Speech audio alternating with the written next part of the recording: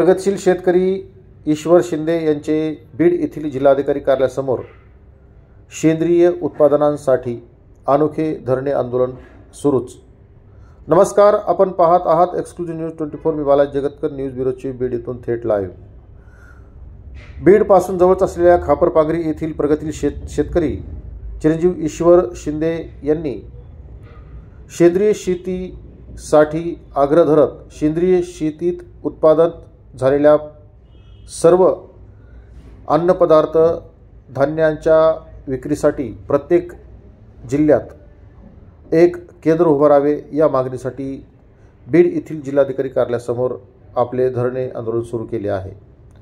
प्रजासत्ताक दिनाच्या 2 दिवस अगोदरपासून हा प्रगतिशील युवा शेतकरी सेंद्रिय शेतीवर आधारित असलेली उत्पादने यासाठी शेतकऱ्यांसाठी राज्यातील प्रत्येक जिल्ह्यात एक विक्री केंद्र असावं या मागणीसाठी बसला आहे।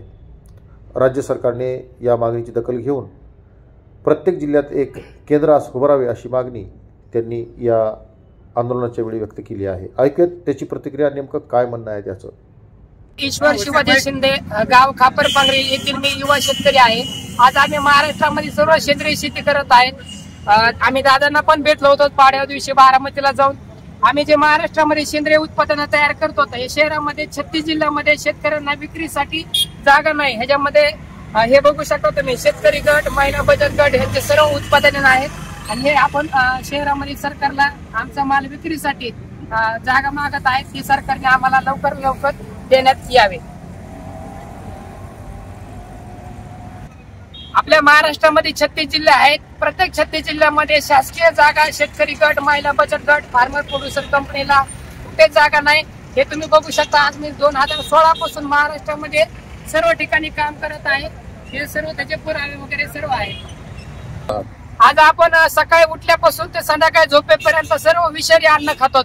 जे आजकाल महाराष्ट्रामध्ये सेंद्रिय शेती करणारे शेतकरी आहेत ते ठराविक हातावर मोजणारे आहेत। आज त्यांचे जे काय वेगवेगळे उत्पादन तयार झालेले आहेत, हे आपण गुळ बघू शकता। हा गुळ आम्ही स्वतः सेंद्रिय ऊस तयार केलेला आहे। ह्यात गांडूळ खत, दशपर्णी अर्क, जीव अमृत टाकून ऊस तयार केलेला आहे आणि काढता वेळेस भेंडी वापरून गुळ तयार केलेला आहे। हा जर सेंद्रिय तयार झालेला गुळ जर शहरामध्ये डायरेक्ट ग्राहकापर्यंत गेला तर त्यांना पण विषमुक्त अन्न भेटू शकतं आणि आमच्या पण शेतकऱ्याला त्याचे 4-2 रुपये भेटू शकतात। यासाठी आम्ही सरकारला ही मागणी मांडत आहे। आपल्या आंदोलनाची दखल न घेतल्यास आपलं पुढलं पाऊल काय राहील? आम्ही डायरेक्ट मंत्रालयामध्ये जाऊन अजितदादाला, मुख्यमंत्री साहेबाला भेटणार आहे आणि त्याच्यानंतर आपल्या महाराष्ट्राचे जे काय नितीन गडकरी साहेब आहेत, हे गुजरातचे राज्यपाल साहेब आहेत, ह्यांना भेटून आम्ही पंतप्रधान साहेबाला भेटून त्यांच्यापाशी आपल्या महाराष्ट्राची काय सध्या काय दशा चालू आहे, शेतकरी उत्पन्न काय विकत नाहीत, हे सर्व आम्ही पंतप्रधान नरेंद्र मोदी साहेबांपाशी मांडणार आहे।